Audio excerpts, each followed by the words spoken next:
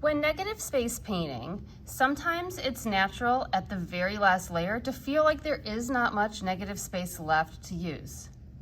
However, I want to encourage you to try to add an additional layer even when your painting looks like it is pretty full.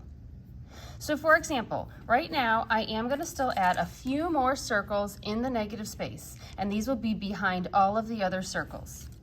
For example, I could put a circle right here. And this circle is going to be placed behind, so I am not drawing over top of any of the other circles, and it's even going off of the page. I'm going to look for some other spaces that could use an additional circle. Right here and here I'm going to add another. And again, I might have only a portion of this circle be showing.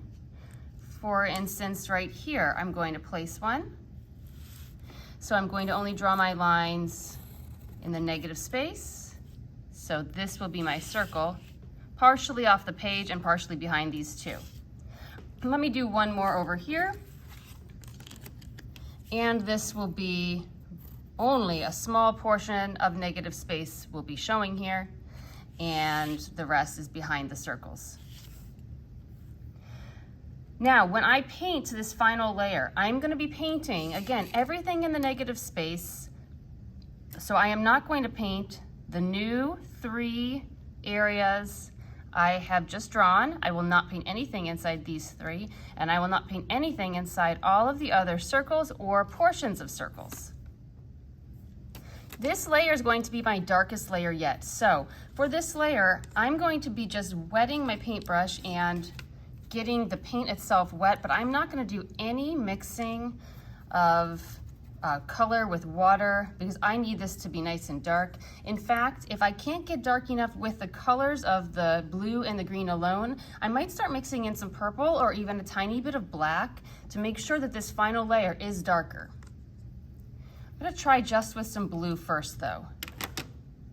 So here is some negative space. I'm going to paint in this layer of blue right here, right up against this new circle I've drawn. Same on the other side here. And I'm using watercolor paint, so I can get this on the tabletop, no big deal. I'll just wash that off later. Okay, I was able to get that dark enough here. If I want to get it slightly darker though, I could use the lid of my paint set and mix some blue in the lid of my paint set with another analogous color like purple that could darken this more. I'm going to try using that in this new space here. That does get me a little bit darker. Remember, I could add in some black as well.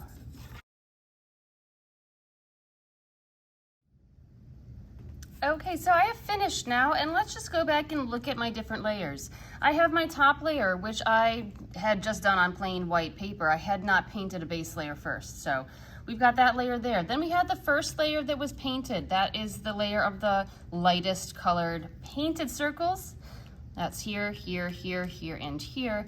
Then we have a third layer of circles, which is a medium value. Looks like this one belongs in that group.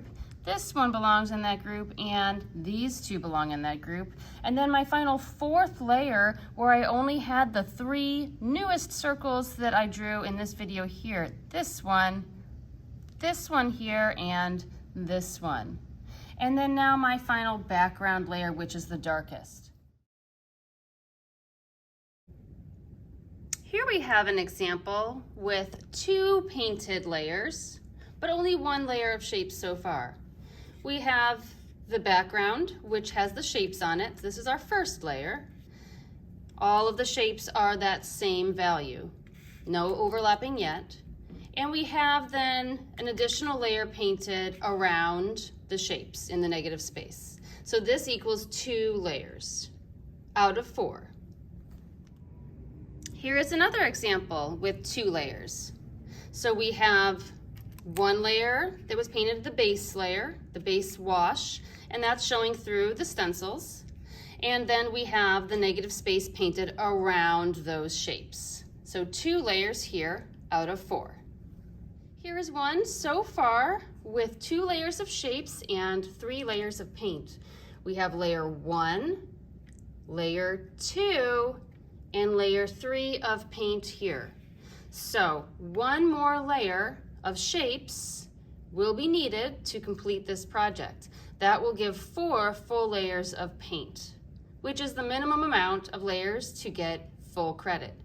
However, to get an A+ and show exceeding skills, we want to make sure we are really utilizing all of our space, and if there is time, we'll want a 5th layer in addition, because sometimes that's going to be needed to fill the majority of the negative space. Taking a peek at another example, here's one with the theme of leaves. We have the 1st layer, the 2nd layer, and we have a 3rd layer of shapes here, the darkest layer, and then a 4th layer in the background. So we have 4 layers of paint here in this one. However, like I said before, we always could extend and add in a 5th layer. And another thing that could be done is you could paint in extra details on top of any of your shapes as well if you want to just extend your work.